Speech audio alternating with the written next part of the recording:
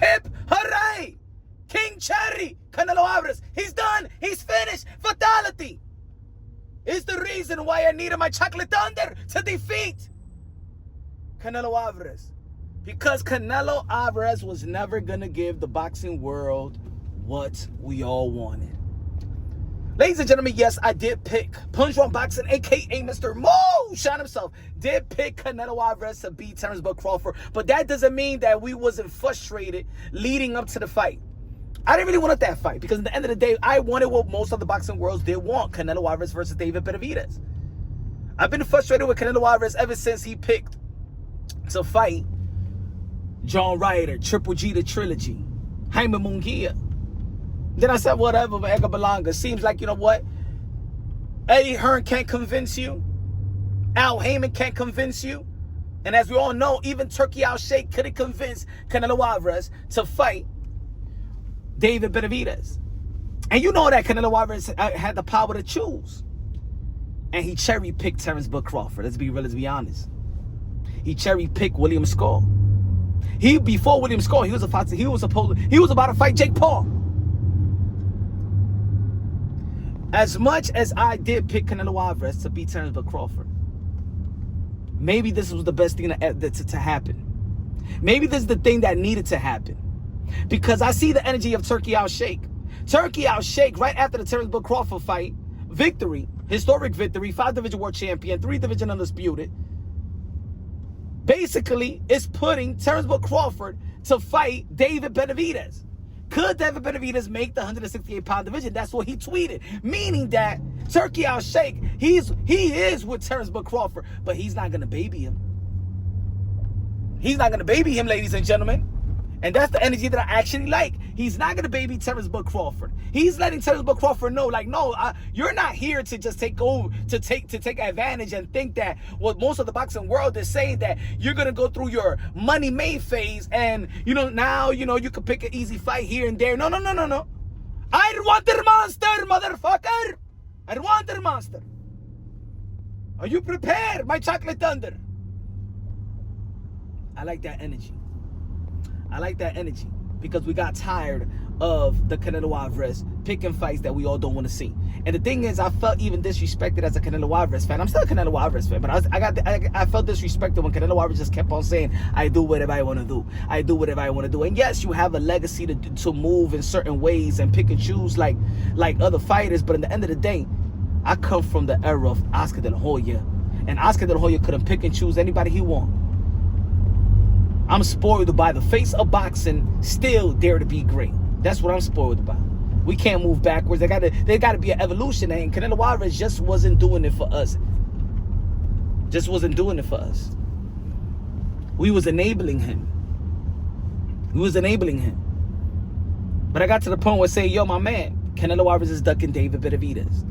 It got to the point where he was, yes, ducking David Benavidez. Before the Caleb Plant fight, I could understand Canelo Alvarez saying, yo, you only beat Anthony Durrell. But then he went through Caleb Plant. He went through Demise Andre, who got ducked also by Canelo Alvarez in the 160 and 154-pound division. We could have seen Canelo. As a matter of fact, Canelo Alvarez should have been the first, could have been the first 2-division undisputed world champion. If he would have fought and beat Demise Andre in 160 and then moved to the 168 and do what he did. But he didn't want to work that style. He didn't want to get in the ring with that style. And maybe if you would have trained for that style a long time ago and probably would have listened to Oscar De La Hoya and say, you know what, you need another person, another trainer to help you move and fight southpaw slick fighters, because we all know that he did struggle with Lara. I still had that fight, Canelo Alvarez edging it, but he did struggle with Lara. They knew he was going to struggle with Demise Andre. They knew that. Maybe if he would have fought Demise Andre, trained for Demise Andre, and exceeded the expectations and keep on working hard and adding layers to his game, maybe by the time he did fight a Terence Crawford, he never would have had problems like that. Oscar De La Hoya had his clapback Thursday and actually exposed Canelo Alvarez, and also exposed themselves, Golden Boy Promotions, for babysitting Canelo Alvarez and giving him lollipop fights that he's going to look good in. Collectively, that's a whole team's fault. But of course, this is a business and you got to drive the money and stuff like that. You got to make money off of it. But what I like is Turki Alalshikh with Terence Crawford. As much that he's investing in Terence Crawford and a fan of Terence Crawford and looking out for him, he's still going to make him dare to be great and keep on daring to be great. Thus, the David Benavidez. I think it was the end. Turki Alalshikh did kill the cherry picking of Canelo Alvarez. Canelo Alvarez, he would have beaten Terence Crawford, was not going to fight David Benavidez anyway. We all know that. So maybe that was the best thing to happen. Maybe that was the best thing to happen. There's going to be people going to be, nah, he wasn't cherry picking. We all know. Come on, man. We all felt like Canelo Alvarez know that he wasn't giving us the fight that we all wanted to see. He didn't want to pass the torch. He did not want to pass the torch. Or at least have that passing of the torch fight, a guy that's been in position for that. So, yep. Canelo Alvarez, because of Turki Alalshikh's money, he abandoned his power, abandoned control.